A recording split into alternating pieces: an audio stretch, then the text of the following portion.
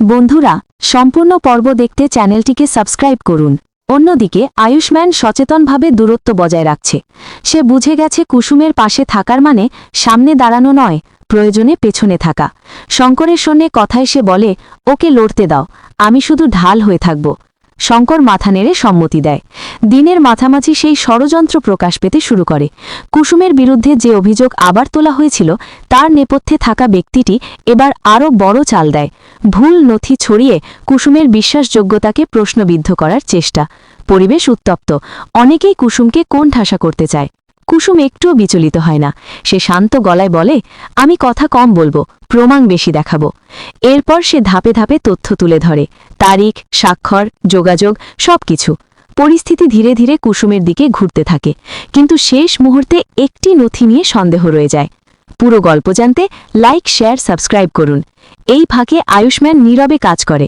সে সেই নথির উৎস খুঁজে বের করে এবং প্রমাণ করে ওটা ইচ্ছেকৃতভাবে বিকৃত।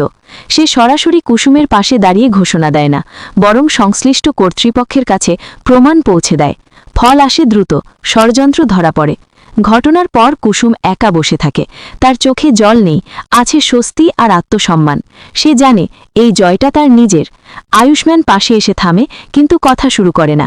কুসুমই প্রথম বলে ওঠে, আজ তুমি যা করেছ সেটাই পাশে থাকা। আয়ুষ্মান শুধু বলে, ঠিক কাজটাই করেছি। পর্বের মাঝামাঝি আসে আবেগী দৃশ্য। পরিবারের এক সদস্য কুসুমকে বলে, এবার নিশ্চিন্ত? কুসুম মৃদু হাসে, নিশ্চিন্ত না, প্রস্তুত। এই একটি কথায় তার চরিত্রের পরিণত রূপ ফুটে ওঠে। সন্ধ্যায় কুসুম ও আয়ুষ্মানের মুখোমুখি কথা। কুসুম স্পষ্ট শর্তগুলো আবার জানায়, স্বচ্ছতা, সম্মান আর সীমা। আয়ুষ্মান একটুও দ্বিধা না করে রাজি হয়। সে বলে, আমি এগোতে চাই, কিন্তু তোমার গতিতেই। শেষ ভাগে আসে নতুন টুইস্ট। ষড়যন্ত্রকারী ব্যক্তি হুমকি দেয়, এটা শেষ নয়। কুসুম দৃঢ় কণ্ঠে জানায়, সে আর পিছিয়ে যাবে না।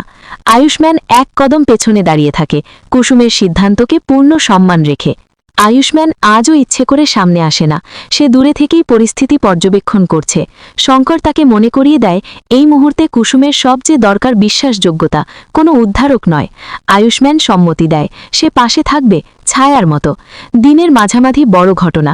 তদন্তের আনুষ্ঠানিক বৈঠকে কুসুমকে আবার ডাকা হয়। আগের অভিযোগগুলোর সঙ্গে নতুন কিছু প্রশ্ন জুড়ে দেওয়া হয়েছে। স্পষ্ট বোঝা যায়, কেউ এখনও খেলাটা চালিয়ে যাচ্ছে। ঘরে চাপা ফিসফাস, সন্দেহের দৃষ্টি। কুসুম শান্ত গলায় কথা শুরু করে। সে আবেগে যায় না, নথি, টাইমলাইন আর সাক্ষ্য সাজিয়ে দেয়। তার বক্তব্যে এক ধরনের আত্মবিশ্বাস, যা উপস্থিত সবাই টের পায়। ঠিক তখনই আসে মোড়। ষড়যন্ত্রকারী পক্ষের এক গুরুত্বপূর্ণ সাক্ষ্য নিজেদের মধ্যেই অসঙ্গত হয়ে পড়ে। কুসুম সেই ফাঁকটা ধরিয়ে দেয়, প্রশ্ন করে, প্রমাণ চায়। পরিস্থিতি ঘুরতে শুরু করে। বৈঠক মুলতবি হয়, কিন্তু কুসুমের অবস্থান শক্ত হয়। এই ফাঁকে আয়ুষ্মান নীরবে কাজ শেষ করে। সে একটি নিরপেক্ষ সোর্স থেকে এমন একটি প্রমাণ জোগাড় করে, যা অভিযোগের শিকড়েই আঘাত করে। সে সরাসরি কুসুমের হাতে দেয় না, বরং সংশ্লিষ্ট কর্তৃপক্ষের কাছে যথাযথ পথে পৌঁছে দেয়। ফল দ্রুত আসে, তদন্তের দিক পাল্টায়। বাড়িতে ফিরে কুসুম খবর পায়। সে চুপচাপ বসে থাকে। এই নীরবতা স্বস্তির। আয়ুষ্মান সামনে আসে। কুসুম তাকিয়ে বলে, আজ তুমি যা করেছ সেটাই বিশ্বাস।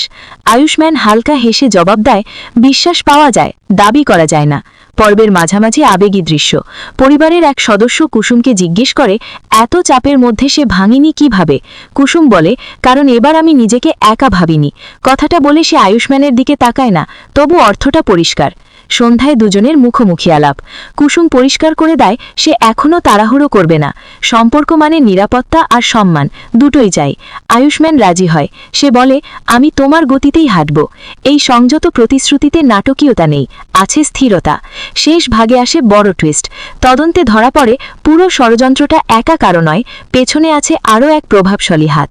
হুমকি যে শেষ হয়নি সেটা স্পষ্ট। কুসুম ভয় পায় না, বরং প্রস্তুত হয়। আয়ুষ্মান এক কদম পেছনে দাঁড়িয়ে থাকে, কুসুমের সিদ্ধান্তকে সম্মান জানিয়ে।